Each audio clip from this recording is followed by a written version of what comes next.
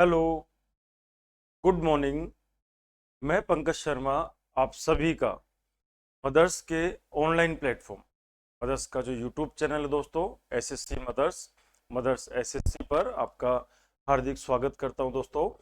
कल संडे को जो आपने मॉक पेपर दिया, जो कि प्री लेवल का था, उसका सॉल्यूशन मैं आपके लिए लेकर आया हूं। तो आपसे यदि कोई क्वेश्चन में आपका डाउट हो, कुछ क्वेश्चंस ऐसे थे जिनमें कैलकुलेशन थी, तो यदि आप इस क्वेश्चन में 25 में से 20, 21, 22 अटेम्प्ट करते हो, दैट मीन्स आपने बहुत अच्छा किया है।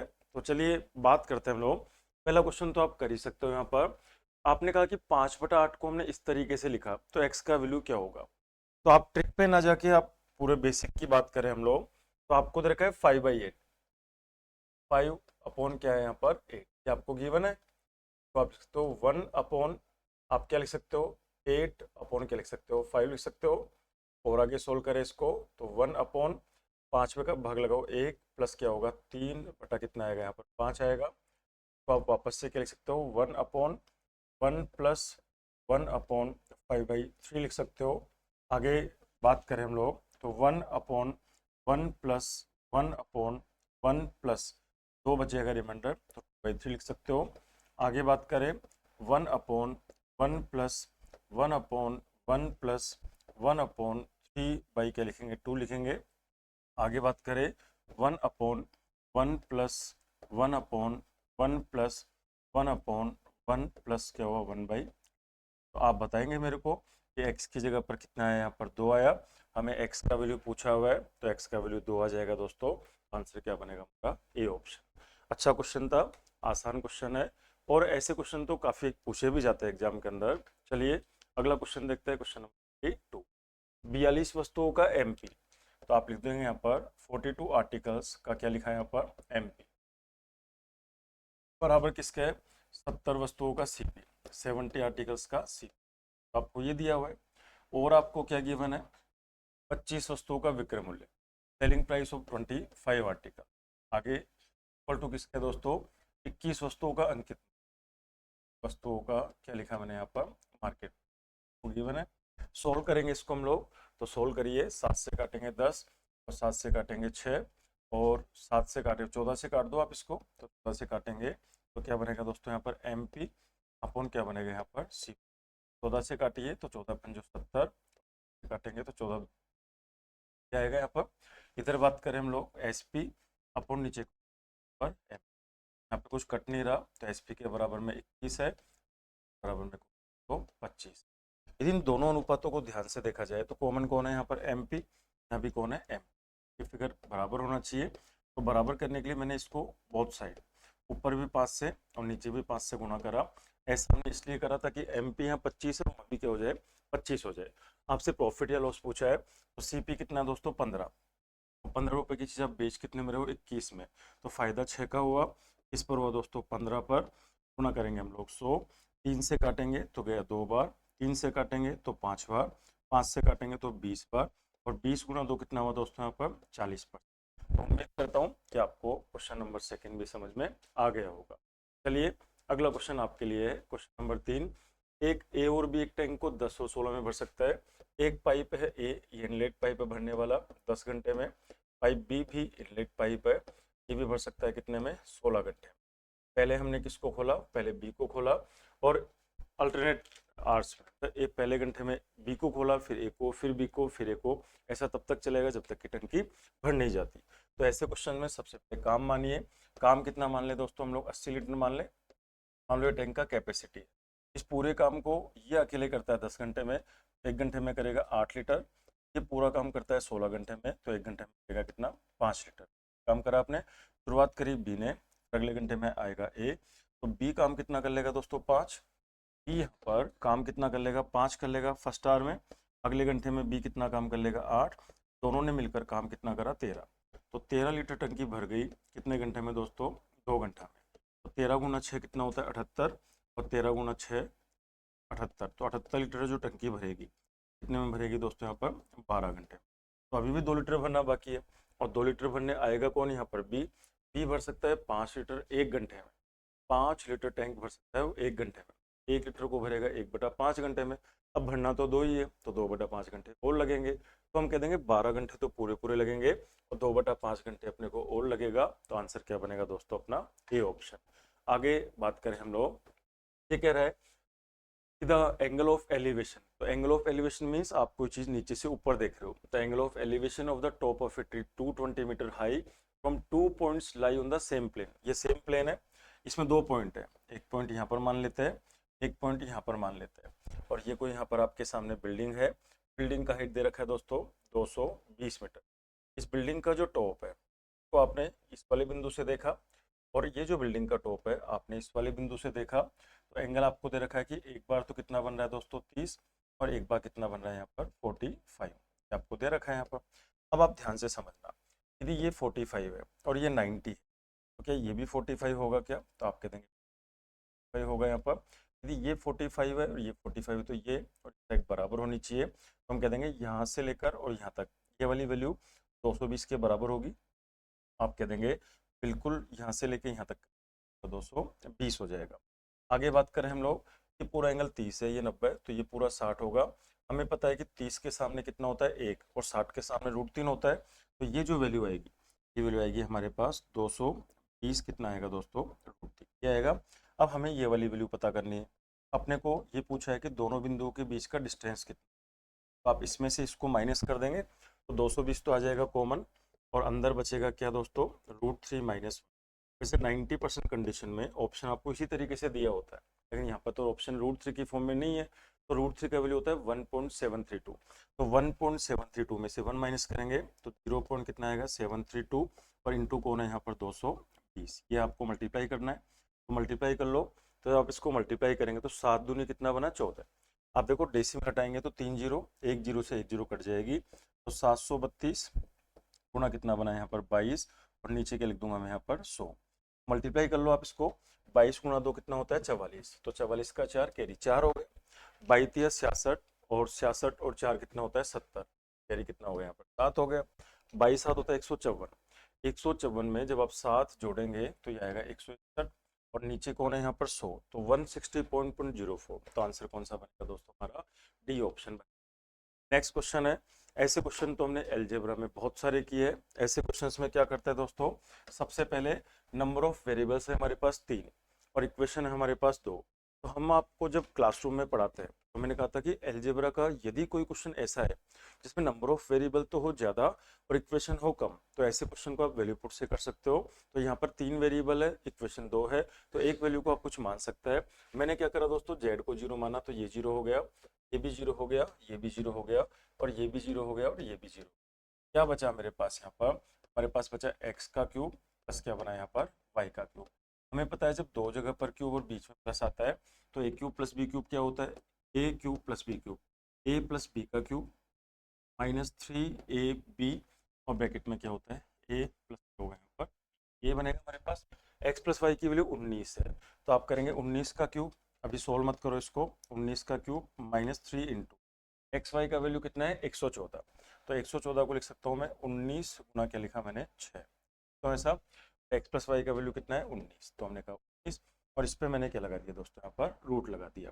आगे जब आप इसको सोल्व करेंगे तो आप बताओ 19 गुना 19, और 19 गुना 19 कॉमन आएगा यहाँ पर, क्या बचेगा 19 माइनस क्या बनेगा 18, तो एक बचेगा, तो आंसर क्या हमारा 19 ही आ जाएगा क्या, तो आप कहेंगे हमारा आंसर 19 आ जाएगा।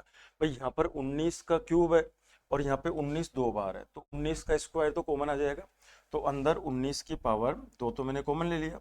कॉमन लेने के बाद यहाँ पर क्या बचेगा 19 बचेगा, और माइनस यहाँ पे मैंने 19 गुना 19 कॉमन ले ली तो 6 18 बचेगा, और इस पूरे पे क्या लगा हुआ है रूट लगा हुआ है, ये तो 1 हो जाएगा, और 19 का स्क्वायर जब बाहर आएगा तो आंसर क्या बनेगा 19।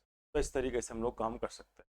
ध्यान रखिएगा अलजेब्रा में कोई भी ऐसा क्वेश्चन जहाँ पर आपके वेरिएबल तो हो ज़्यादा और इक्वेशन हो कम, तो आप वैल्यू पुट यहाँ पर कर सकते हो। आगे क्वेश्चन देखते हैं हम लोग, ABC एक समबाहु त्रिभुज है जिसकी साइड 18 है, तो सारी साइड फिर 18 होनी चाहिए, तो हमने कहा कि ये यहाँ पर कोई समबाहु त्रिभुज है। नाम क्या है इसका दोस्तों ABC का नाम है यहाँ पर A, ये क्या हुआ यहाँ पर B, और ये क्या हुआ यहाँ पर C।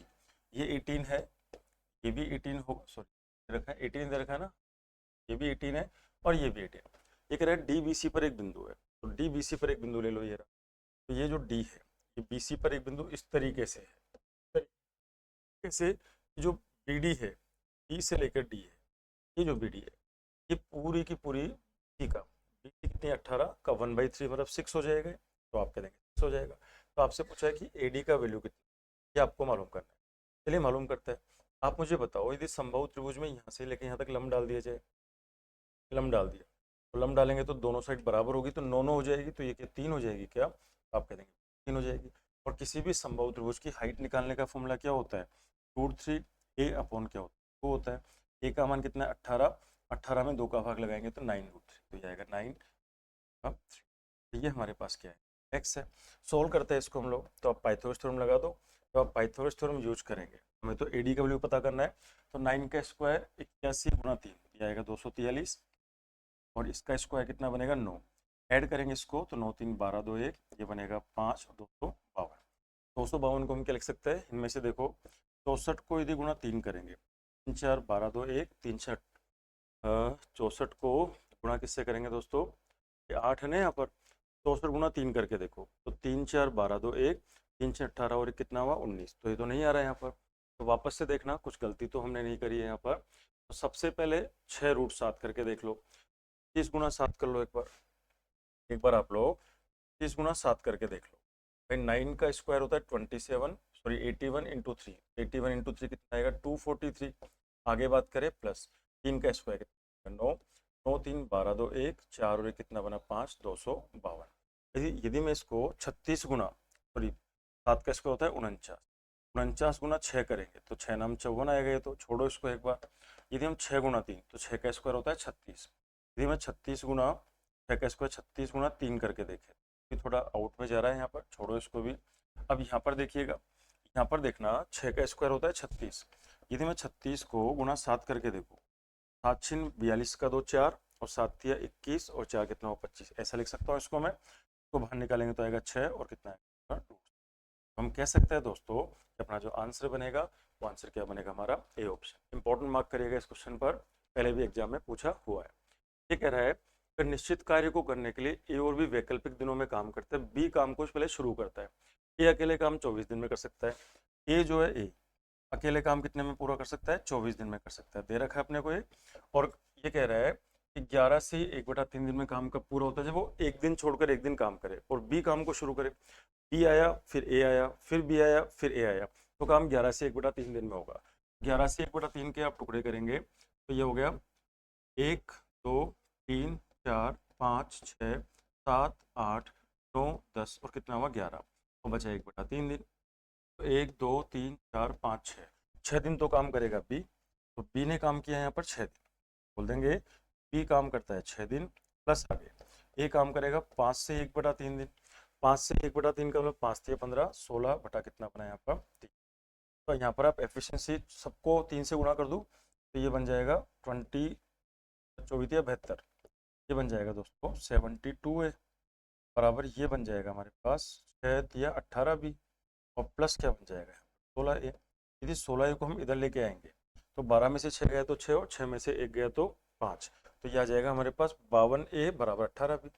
हमारे पास आ जाएगा दोस्तों 52 बी बनेगा 52 बी, 52 बी बराबर क्या बनेगा यहाँ पर, सॉरी 52 ए, यहाँ पे बन जाएगा 52 ए, 52 ए बराबर क्या बनेगा यहाँ तो हमारा, और क्या बन जाएगा, सोल्व करेंगे इसको ए अपॉन बी, तो 2 से काटेंगे तो ये आएगा 9, काटेंगे तो 9 बटा कितना बना 26, ये बनेगा। आप देख लो ध्यान से, 12 में से 6 गया तो 6 56 आएगा, सॉरी है ना, ये कितना आएगा यहाँ पर 50, यहाँ पे आएगा 50 बनेगा ए, और ये जो बन जाएगा 28। अब यहाँ से ए पूरा काम 24 दिन में कर सकता है, ए का एक दिन का काम कितना है 9, तो पूरा काम कितना होगा 9 गुणा 24, 9 गुणा कितना 24, ये हमारा टोटल वर्क है। बट हमें करवाना कितना है, हमें तो 7/9 करवाना है, इसका 7/9, तो 9 से क्या गया 9, तो हमें काम कितना करवाना है 24/7। अच्छा 24/7 करवाना किससे अपने को यहाँ पर बी से, और बी का काम है 28, 24 गुणा 7 काम तो हमको करवाना है, और बी का एक दिन का काम है 28, 7 से काटेंगे 4 और 4 से काटेंगे 6, तो आंसर क्या हमारा 6 दिन आ जाएगा क्या। तो अपना जो आंसर बनेगा दोस्तों वो आंसर क्या बनेगा 6 दिन। यदि आपने टाइम एंड वर्क को ढंग से पढ़ा है तो आपको पढ़ाया जाता है कि man power into time work होता है।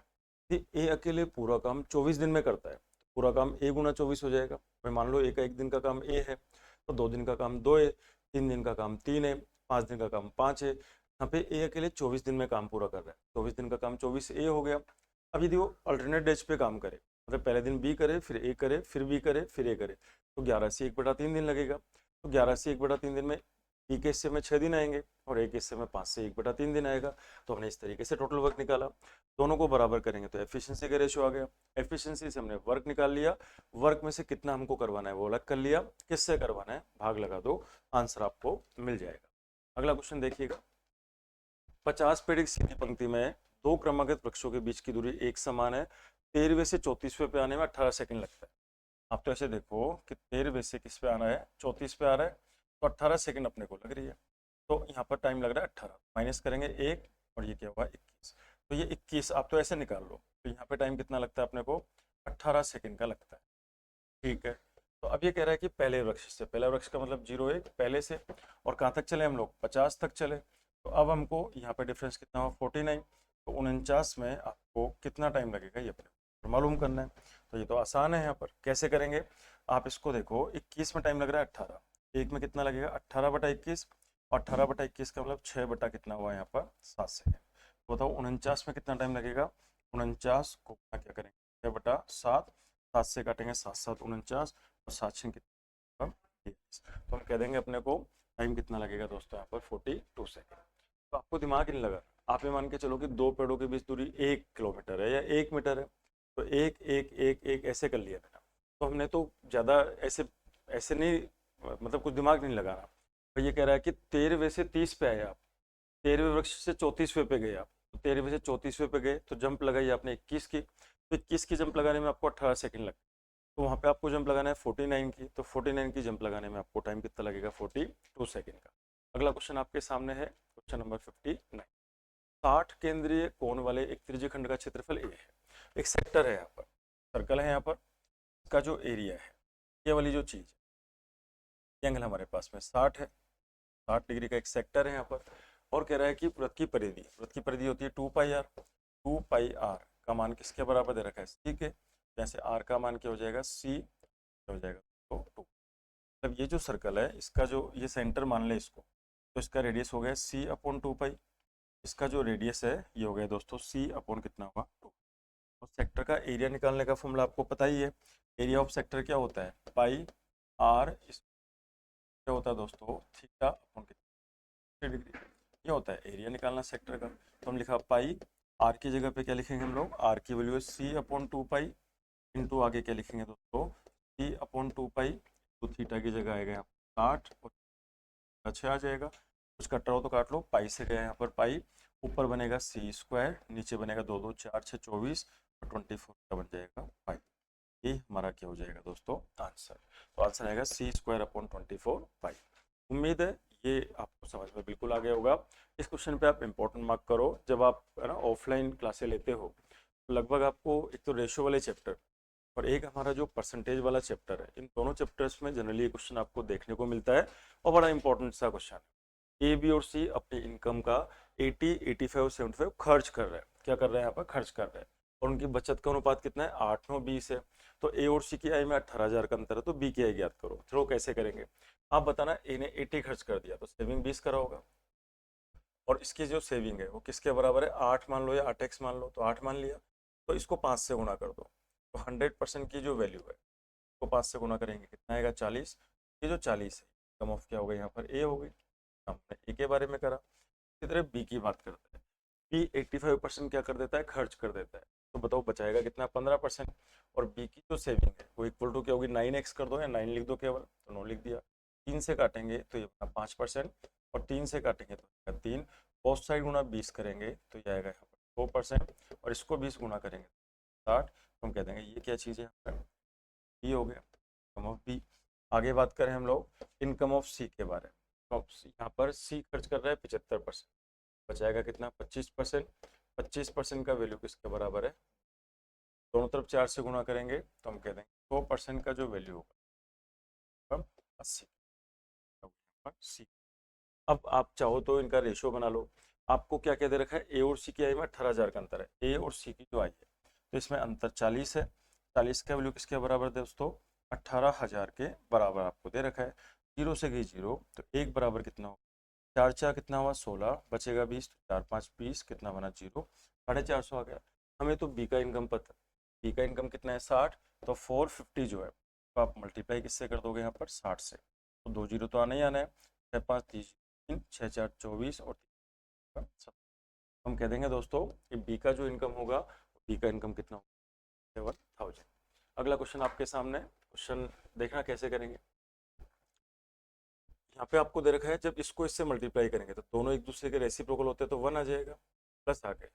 सेक जब इससे मल्टीप्लाई होगा तो सेक को 1 अपन कोस लिख सकते हैं और साइन अपन को टेन हो जाएगा, और टेन थीटा का मान बराबर में क्या आ जाएगा, क्या इन दोनों को मल्टीप्लाई करने से ये आ जाएगा क्या, तो ये बात तो आपको समझ में आ गई होगी। तो टेन थीटा का जो वैल्यू है, टेन थीटा का जो वैल्यू है वो है 2 - 1, √2 - 1 का जो अपोजिट होगा वो होगा कोट थीटा, तो क्या आप क्या लिख सकते हो यहाँ पर √2।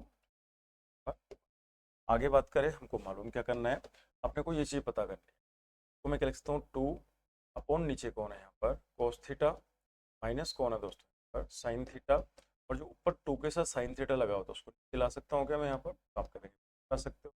क्या मैं इसको ऐसा लिख सकता हूँ, तो आप कहेंगे लिख सकते हैं 2 अपॉन कोस अपॉन साइन क्या होता है कोट थीटा, और माइनस क्या 1, और कोट थीटा का वैल्यू कितना है √2 + 1, तो हमने लिखा 2 अपॉन नीचे कोट थीटा का वैल्यू आएगा √2 प्लस कितना आएगा 1 - 1, तो 1 से 1 कट जाएगा, और 2 अपॉन √2 का मतलब आंसर क्या बनेगा √2, तो आंसर क्या बनेगा हमारा डी ऑप्शन, तो यही अपना आंसर बनेगा। आसान क्वेश्चन था ये तो। अगली बात करें हम लोग, ये ऐसा क्वेश्चन भी आपने एलजेब्रा में किया हुआ है, आप बताना 1 + √3/2 को 2 प्लस क्या हुआ है यहाँ पर √3 अपॉन नीचे लिख सकता हूँ मैं, ये है यहाँ माइनस, इसी तरह आगे मैं लिख सकता हूँ इसको 2 - √3 अपॉन नीचे क्या लिख सकता है। क्या इस चीज़ को मैं ऐसा भी लिख सकता हूँ क्या, देखना जरा 4 + 2√3 बटा नीचे मैंने कर दिया 4, तो ऊपर नीचे 2 से गुणा कर दिया, आगे माइनस, यहाँ पे लिखा मैंने 4 - 2√3 और नीचे मैंने कर दिया। पढ़ाया जाता है तो आपको क्लास में, ये a² + b² का काम करेगा, 2ab का काम करेगा। इसको मैं क्या लिख सकता हूँ दोस्तों, ये बन जाएगा √3 + 1 की पावर क्या बन गया 2 अपॉन नीचे 4 है और पूरे पे रूट लगा हुआ है। इसी तरह यहाँ पर साइन है माइनस का, यहाँ पे रूट है, अंदर क्या बन जाएगा √3 - 1 पावर 2 और नीचे 4 है। बाहर निकालेंगे इसको तो ये आएगा √3 + 1 अपॉन नीचे आएगा 2, एट लगा दो, और माइनस यहाँ पे आएगा √3 - 1 अपॉन क्या आएगा √3/2 नेगेटिव एंड √3/2 पॉजिटिव, तो कट जाना है 1/2 एंड 1/2 कितना एक आ जाएगा क्या, आप कह देंगे x का वैल्यू 1 आ जाएगा। अच्छा यदि x का वैल्यू 1 आ जाएगा तो √2 - 1 अपॉन नीचे क्या √2 + 1 अपने को यहाँ पे पता करना है। इसको जरा और आसान बना लो ना आप, तो आसान बनाने के लिए क्या करेंगे हम लोग, हम करेंगे √2 - 1 अपॉन क्या करेंगे √2 - 1, ये करेंगे हम लोग। तो मल्टीप्लाई करेंगे तो ऊपर आएगा √2 - 1 का स्क्वायर, तो √2 - 1 का स्क्वायर हो जाएगा 3 माइनस ये बन जाएगा 2√2, ये बनेगा a - b का स्क्वायर, और नीचे 1 आ जाएगा, ये बनेगा 3 माइनस 2 गुणा √2 का वैल्यू 1.414 होता है, तो सोल्व करेंगे इसको तो 3 माइनस ये आएगा 2.82 और कितना आएगा यहाँ पर 8, तो आप लगभग यदि मान लो ये 0.830 होता तो 0.170 आता है, तो आंसर हमारा कौन सा ऑप्शन आएगा, हमारा ए ऑप्शन आ जाएगा। ये एलजेब्रा में हम लोग पढ़ते थे और नंबर सिस्टम में जब हम सिंप्लीफिकेशन आपको पढ़ाते हैं उस दौरान भी हम लोग पढ़ा करते थे। अच्छा 1 से लेके 78 तक की प्राकृत संख्या हो गई हो, sum of natural number from 1 to n कितना होता है n, क्या होता है दोस्तों n + 1 डिवाइड बाई क्या होता है 2 होता है, n का वैल्यू कितना है 78 इंटू n + 1 का वैल्यू कितना है 79 डिवाइड बाई क्या है 2 है, 2 से काटेंगे तो ये बनेगा 39 गुना कितना बना 19। आपसे पूछा है कि ये जो नंबर आपके सामने किससे डिवाइड है, साफ साफ दिख रहा है कि भाई 79 से डिवाइड, तो आंसर क्या बनेगा हमारा ए ऑप्शन यहाँ पर बन जाएगा। अगला क्वेश्चन है 64 नंबर, 100 कर्मचारी है, मेल का एवरेज दे रखा है, फीमेल का एवरेज दे रखा है और सभी का एवरेज दे रखा है, तो हमने ये मेल का एवरेज दे रखा है, फीमेल का दे रखा है और सभी का एवरेज भी आपको दे रखा है। जरा लिखेंगे मेल का एवरेज कितना है, तो पुरुष कर्मचारियों की औसत आयु है 42 साल, महिला कर्मचारियों की जो औसत आयु है वो है 41 साल, और यहाँ पे इनका दे रखा है 41 साल और कितने महीने पर, ये ईयर में है, और ये भी क्या है यहाँ पर ईयर में। तो 41 से 41 तो कम हो जाएगा, और एक साल जो 12 महीने बचे, 12 महीने और 9 महीने में अंतर 3 महीने का आएगा यहाँ पर, तो आपके देखिए बिल्कुल आएगा। और यहाँ पे जो अंतर आएगा ये महीने का आएगा, और 9 और 3 में अनुपात होता है 3 अनुपात कितना होता है यहाँ पर 1। आपसे किसकी संख्या पूछी है, महिला कर्मचारियों की संख्या, तो महिला कर्मचारी की संख्या 1, टोटल 3 और 1 कितना होगा 4, 1/4 निकालेंगे हम लोग 600 का, 600 का जो 1/4 होगा वो आंसर क्या बनेगा हमारा दोस्तों 150। तो आंसर क्या बनेगा अपना, एक ऑप्शन यहाँ पर बन जाएगा। अगला क्वेश्चन देखते हैं हम लोग, आसान है।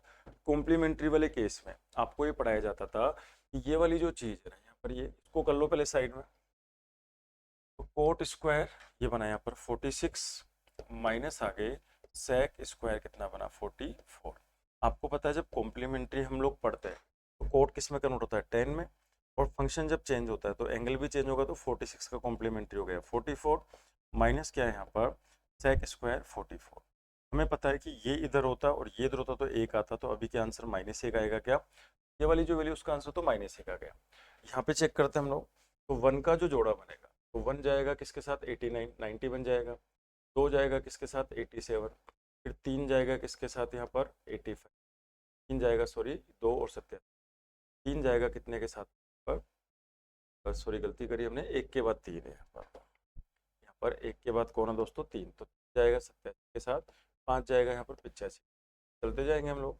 लास्ट में बात करें हम लोग तो 21 22 23, 23 किसके साथ जाएगा तो आप कह देंगे 27 के साथ जाएगा, सब कुछ आ गया देख लो आप, तो 1 3 5 सब 23 आ गया, सिर्फ बचेगा कौन यहाँ पर, तो यहाँ पर जो बचेगा 23 जाएगा किसके साथ में, गलती करिए यहाँ पर देखना 1 3 5 सारे के सारे क्या है यहाँ पर ओड नंबर है, तो लास्ट में यहाँ पे आएगा 43, लास्ट में इस जगह पर कितना आएगा दोस्तों 43, और 43 जाएगा किसके साथ 47 के साथ, तो 45 अकेला बच जाएगा, साइन स्क्वायर 45 अकेला बच जाएगा, साइन 45 का 1/√2 होता है, 1/√2 का स्क्वायर 1/2, मतलब ये एक्स्ट्रा बच जाएगा हमारे पास।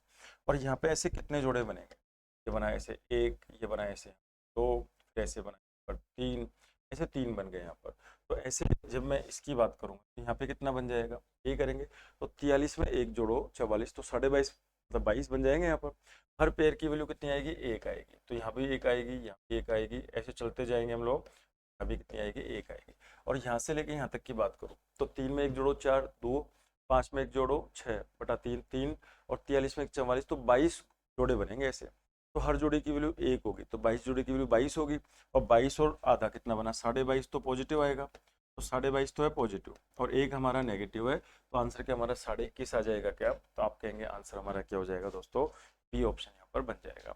आगे बात करते हैं हम लोग, आगे क्वेश्चन को ध्यान से समझना। क्वेश्चन में क्या दे रखा है, आपको कह रखा है कि ABC एक ट्राइंगल है यहाँ पर, और 90 कहाँ पे बन रहा है बी पे बन, जगह पे 90 बनता हुआ दिखाई दे रहा है आपको, यहाँ पे इसको नाम दे दिया A, इसको नाम दे दिया हमने C। आगे बात करते हैं हम लोग, आगे क्वेश्चन में लिखा हुआ है कि AC बराबर 2BC, BC को हम P मान ले, तो BC को 2P मान लिया, तो BC का मान P है तो 2P, तो AC का मान हो गया यहाँ पर 2P, तो AC का वैल्यू हो गया यहाँ पर 2P। यदि एंगल A का वैल्यू X आपको गिवन है, ये जो एंगल है ये वैल्यू अपने को X गिवन है, तो पहले तो पाइथागोरस से ये चीज निकाल सकते हो क्या, तो 2 का स्क्वायर 4 में से 1 गया तो 3, तो ये क्या √3P बनेगा क्या, तो आप बनेगा √3 बनेगा। तो आप देखो P2P, एक तो है P, एक कितना है यहाँ पर हमारे पास √3P, और एक कौन है 2, इन तीनों का रेशियो निकालेंगे तो 1 बात कितना है √3 बात कितना है 2, और ये आपको पता है कि एक किसके सामने होता है 30 के सामने, आपको पता है कि √3 किसके सामने होता है 60 के सामने, और आपको पता है कि 90 किसके सामने 2 किसके सामने होता है 90 के सामने। तो अभी हमको जो 30 के सामने वाली है, ये जो 30 है, ये जो एंगल है यहाँ पर ये 1 है, तो ये एंगल 30 होना चाहिए 30, और ये 90 है तो ये होना चाहिए 60।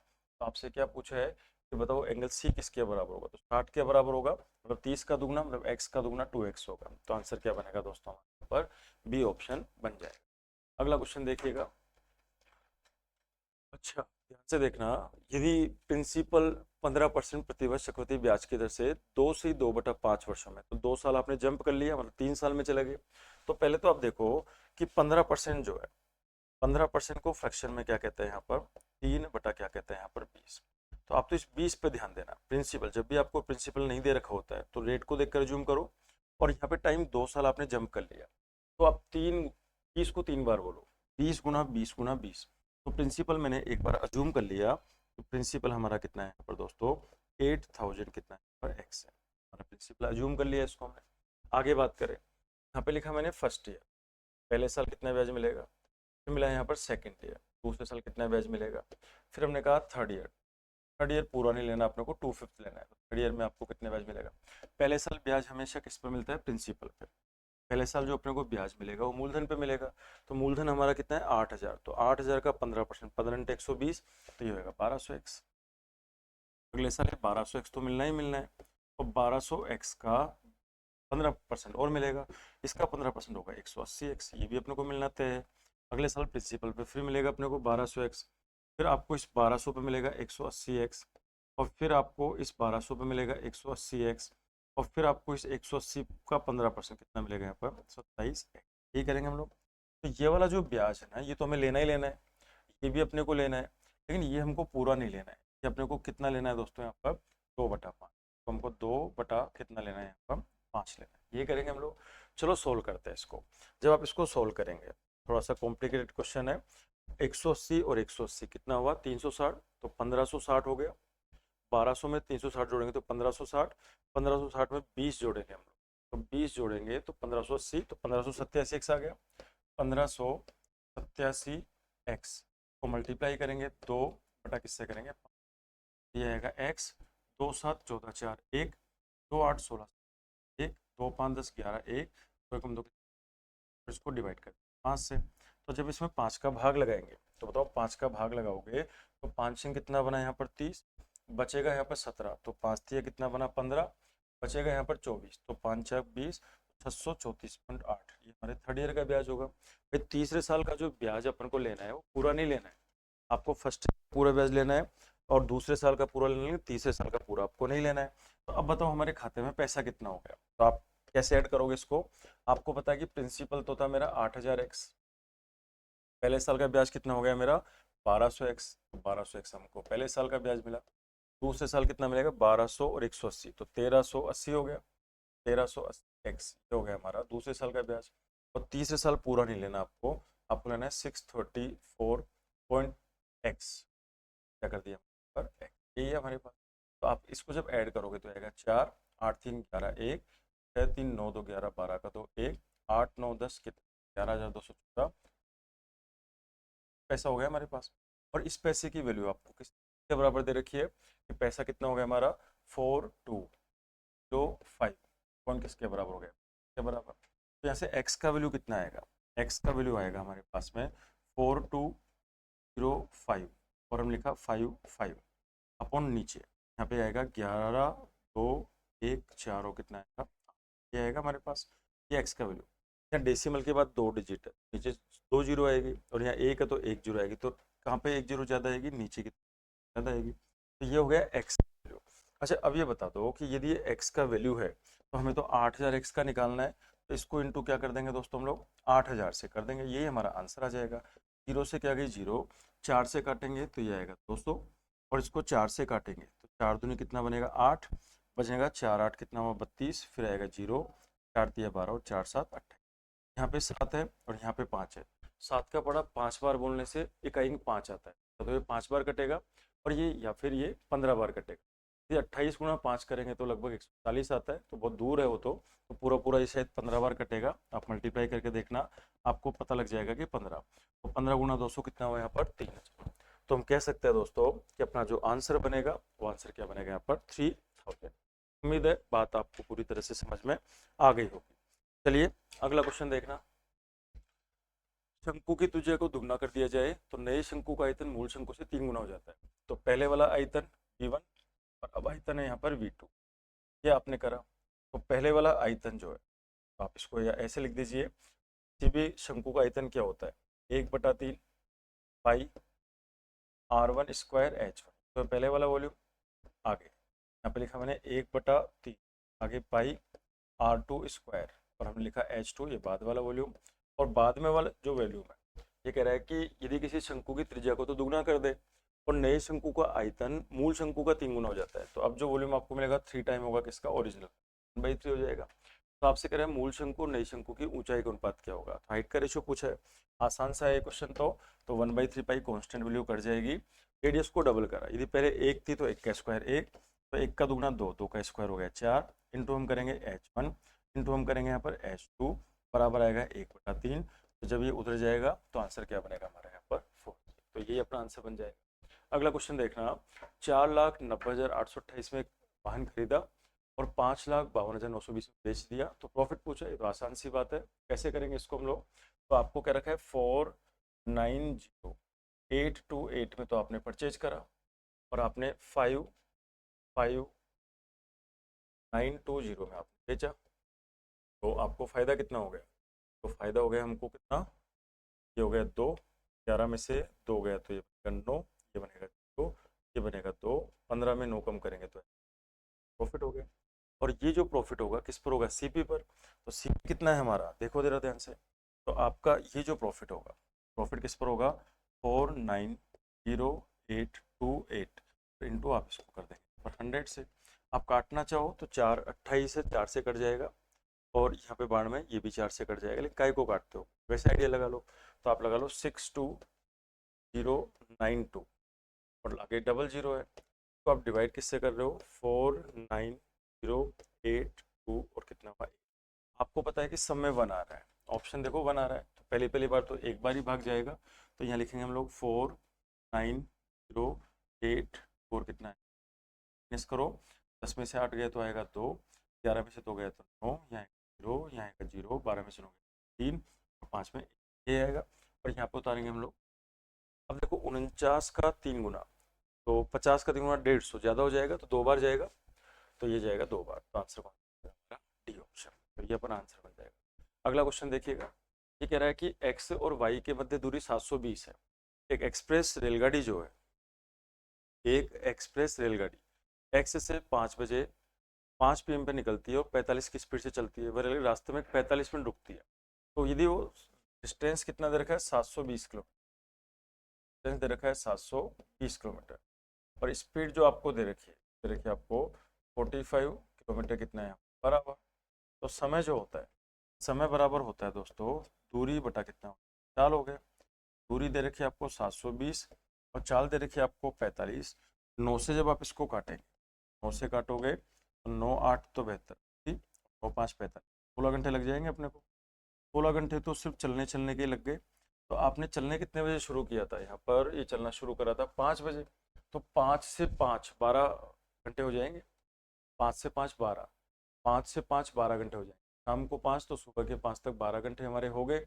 अब मेरे को तो 16 लगा, तो 4 और जोड़ेंगे, तो 5 में जब आप 4 जोड़ोगे तो 9 बज जाएगा। 45 मिनट रास्ते में रुके भी थे हम लोग, तो 9:45 पर क्या वो वाई पर पहुंच जाएगी क्या। तो ये हमारा क्या होगा दोस्तों आंसर। भाई 16 घंटे तो चलने के हैं, और 45 मिनट हमने रास्ते में आराम किया था, या एक स्थान पर हम लोग क्या कर गए थे, यहाँ पर रुक जाती है। तो कुल मिला के सफ़र हो गया हमारा 16 घंटे 45 मिनट का। तो आप 5 में 16 घंटे 45 मिनट जोड़ दो, तो 5 शाम की बात कर रहा है वो, तो इवनिंग के 5 बजे ट्रेन चली थी, तो मॉर्निंग के 5 बजे की बात करेंगे तो 12 घंटे हो गए। तो उसमें 4 और जोड़ो तो 6 7 8 9 हो गए, और 45 मिनट और जोड़ो तो 9 बज के कितना हो गया दोस्तों, 45 मिनट यहाँ पर हो जाएगा। चलिए नेक्स्ट क्वेश्चन आपके लिए है, एक मैच में 7 खिलाड़ियों के द्वारा बनाए गए रनों को 53 है, तो 53 एवरेज है, और ये 7 मैचों का एवरेज है। तो 7 के 21 1 2, 7 पंजो 35 और 2 कितना बना 37, एक टोटल रन बना। उसमें से हमको 1 2 3 4 5 6 पारी के दे रखे हैं, तो 7वें ने कितने बनाए, तो ऐड कर दो इसको, 121, ये हो गया 40, ये हो गया 25, ये हो गया 56, ये हो गया 37, लिखने की जरूरत नहीं है, वहीं पर आप ऐड कर सकते हो, मैंने लिख दिया। 8 1 2 3 4 5 8 7 15 6 21 27 1 28 8 2 7 5 12 12 2 14 4 18 2 20 2 22 का 2 2, और ये कितना हुआ 328। तो यहाँ पर इसमें से 328 माइनस कर दो, 7 लोगों के में से 6 लोगों के रन माइनस कर दो, 11 में से 8 गया तो गया, 6 में से 2 4, तो आंसर क्या बनेगा दोस्तों हमारा 43। तो आंसर क्या बनेगा हमारा सी ऑप्शन। आसान था ये तो। ये तो आपने पढ़ ही रखा है कि ए की पावर एन है, प्लस कौन है यहाँ पर, बी की पावर एन है ना, और एन यहाँ पर क्या है, ओड नंबर है, एन यहाँ पर क्या चीज़ है, ओड नंबर। तो ये हमेशा क्या होता है, ए प्लस बी से डिवाइड होता है। ये हमेशा किससे डिवाइड होगा, ए प्लस बी से। तो ये कौन है, 12 प्लस क्या है यहाँ पर 97, तो 7 और 2 कितना हुआ 9, 9 और 1 कितना हुआ, कितना हुआ, 9 हो गया। तो ये हो गया 109। तो 109 में किसका भाग लगा हो गया, 32। ये करेंगे हम लोग, तो 32 का जब भाग लगाएंगे तो 32 दूना 64, 32 96 आएगा 36। आप सोल्व करेंगे तो 9 में से गड़बड़ करी शायद अपने, 127 है, सॉरी गलती कर दी यहाँ पर। ए प्लस बी से वो हमेशा डिवाइड होगा। तो आपको यहाँ पर एक संख्या है ए, तो 127 है, और आगे दूसरी क्या है हमारे पास 97, तो 97 है। 7 और 7 14 का 4 1, 9 2 11, 12 का 2 1 और 2 तो 24 का भाग लगा दो आप, 32 का भाग लगाओ एक बार।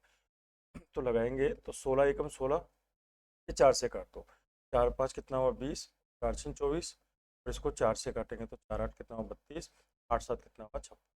यदि किसी संख्या में 224 का ही पूरा भाग जा रहा है तो 32 का तो जाना ही जाना है, क्योंकि 32 इसका एक फैक्टर होता है। तो आंसर क्या बनेगा हमारा यहाँ पर, 0 बन जाएगा। नेक्स्ट क्वेश्चन की बात करें, आगे जो क्वेश्चन है ये तो आप कर ही लोगे यहाँ पर, ये क्वेश्चन तो आप कर लेंगे। तो क्या कह रहा है यहाँ पर, ये कह रहा है कि दिए गए पाई चार्ट का अध्ययन करके 2016 में एक कंपनी के 5 उत्पाद A B C D, degree में दे रखा है आपको, ए बी सी डी को दर्शाएगा। दिए गए प्रश्नों के उत्तर दो। आपको कह रखा है कि 2016 में डी उत्पादों के 1500 यूनिट बेचे गए, डी के 1500 बेचे गए। तो 2017 में कंपनी द्वारा बेची गई यूनिटों की कुल संख्या 2016 में बेची गई यूनिटों की कुल संख्या से 18% ज़्यादा है। तो 2017 में कंपनी के द्वारा कितनी यूनिटें आपको बेची गई, ये आपको पता है। तो आप पहले तो ये देखो कि डी उत्पादों के, तो डी है यहाँ पर, ये रहा, तो डी है, तो ये 100 डिग्री है, तो 100 डिग्री की वैल्यू दे रखी है आपको 1500। 100 डिग्री की जो वैल्यू आपको दे रखी है, कितनी दे रखी है 1500। ने कहा कि डबल जीरो से डबल जीरो, तो 1 डिग्री की वैल्यू 15 हो गई, तो पूरा का पूरा 360, टोटल जो वैल्यू बनेगी तो 15 गुणा 360 बन जाएगी, क्या 15 गुणा बन जाएगी तो 60 बन जाएगी, ये बनेगी। सोल्व करेंगे इसको तो ये आएगा 0, 15 की 90 जीरो, 15 3 45 और 9, टोटल इतनी सारी यूनिटें बेची गई। अब कह रहा है कि 2017 में 2016 में बेची गई यूनिटों की तुलना में 18% ज़्यादा है, तो इसमें 18% बढ़ा दो। तो इसमें जब आप 18% बढ़ाओगे तो 5400 गुणा 118 बटा 100 करेंगे, 5400 गुणा 118 बटा आप 100 करोगे, डबल जीरो से क्या गई, डबल जीरो गई। अब 8 4 32, इकाई अंक 2 वाले कितने ऑप्शन है, एक ही ऑप्शन है, तो आंसर क्या बनेगा हमारा, सी बन जाएगा। भाई पहले आपने टोटल यूनिटें निकाली कि आप कितनी यूनिटें सेल कर रहे थे।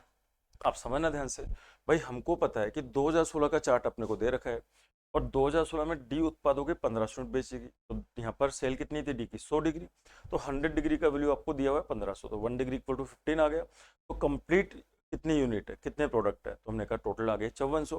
लेकिन 2017 में 18% से इंक्रीज करना है इसको, तो 18% से कर दो, तो या तो 5400 का 18% निकाल के 5400 में जोड़ दो, या 5400 का सीधा सीधा 118% यहाँ पर निकाल दो।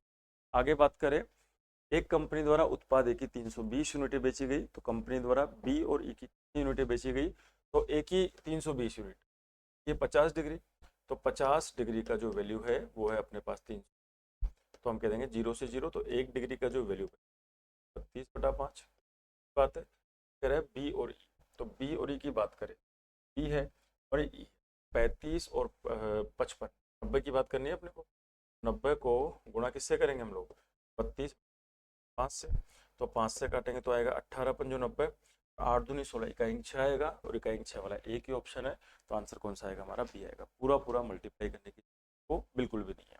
अगला क्वेश्चन देखिएगा, ये कह रहा है कि 2016 में यदि कुल 14,616 यूनिट बेची गई, पर डी की कितनी यूनिट बेची गई, तो ये टोटल यूनिट, टोटल इतनी यूनिट बेची गई, तो 60 डिग्री का वैल्यू है, हाँ डिग्री का वैल्यू 14616 है। तो डी की कितनी बेची गई, तो डी का है 100 डिग्री, तो हमें 100 की वैल्यू पता करनी है, तो 14616 को डिवाइड करेंगे 360, 1 डिग्री आएगा, और इंटू इसको कर देंगे 100 डिग्री की वैल्यू आ जाएगी। 0 से क्या आ गई यहाँ पर 0, आप काटिए जरा इसको, 2 से काटेंगे तो ये बनेगा 5, और 2 से काटेंगे तो बनेगा 18, 6 6 12 और 4 16, 9 से कट जाएगा, तो ये 2, 9 से काटेंगे तो 9 एकम 9 बचेगा 56, तो 9 बचेगा 21, तो 9 दूनी 18 और 9 4 30, 2 से काटेंगे इसको तो वैसे तो चेक करने की जरूरत नहीं है क्योंकक इकाई अंक 0 आना चाहिए। काट लो, वैसे ये बनेगा 812 गुणा कितना बनेगा यहाँ पर 5, और 5 दूनी 10, इकाई अंक 0 1 में ही है, तो आंसर क्या बनेगा? C option. तो बहुत अच्छा क्वेश्चन था वेन डायग्राम का भी, मतलब अच्छे का मतलब कि एग्जाम पॉइंट ऑफ व्यू से बढ़िया क्वेश्चन। तो ये हमारा था दोस्तों इस संडे का पेपर। फिर भी आपको लगे कि मैंने कोई गलती कर दी हो या कोई चीज़ आपको नहीं समझ में आई हो तो कमेंट बॉक्स में कमेंट जरूर करिएगा। लेकिन यदि आपने सारी की सारी ऑफलाइन क्लासें ली है तो ऐसा कोई क्वेश्चन नहीं है कि आप इसको कर सकते हो। तो हमने ये पेपर किया, आप इस पेपर दोबारा एक बार रिवाइज करिएगा, और है ना, जो भी आपका डाउट आता है तो दोबारा आप पूछिएगा। लेकिन आप एक बार खुद से करना और थोड़ा फास्ट करिएगा। आप फास्ट करना, कॉन्सेप्ट आपका कॉन्सेप्ट बहुत स्ट्रॉन्ग होना चाहिए। और ऐसा कोई क्वेश्चन नहीं था जो हम नहीं पढ़ते हैं क्लास के अंदर। आई थिंक ऐसा कोई क्वेश्चन जहाँ पे कैलकुलेशन है वहाँ पे थोड़ा सोचो, आप लॉजिक लगाओ कि कैसे कैलकुलेशन थोड़ा शॉर्ट कर सकते हैं हम लोग, और वो चीज़ें सडनली नहीं आ सकती, वो सारी की सारी चीज़ें किस पर प्रैक्टिस से आएगी। तो बहुत सारी, ये मैं कहूँगा कि एक बहुत अच्छा पेपर है। अच्छा पेपर मतलब कि इन फ्यूचर आपको हो सकता है इस पेपर में जो पैटर्न है वैसे पैटर्न का क्वेश्चन वो आपको एग्जाम में मिल जाए। तो चलिए दोस्तों, आज के लिए इतना ही है। कल फिर मिलेंगे हम लोग, मतलब नेक्स्ट संडे का जो पेपर लेके आएंगे हम लोग, तो फिर मिलेंगे हम लोग। तब तक के लिए रखिए अपना ख्याल। और यदि कोई भी आपको शिकायत लगे इस पेपर को लेके कि मेरे से कोई गलती हुई हो तो आप एक बार उसको कमेंट बॉक्स में ज़रूर कमेंट करिएगा। तो चलो, वीडियो को कर दीजिए आप लाइक, और नेक्स्ट वीडियो तक आप रखिए अपना ख्याल। Thank you, good bye, take care and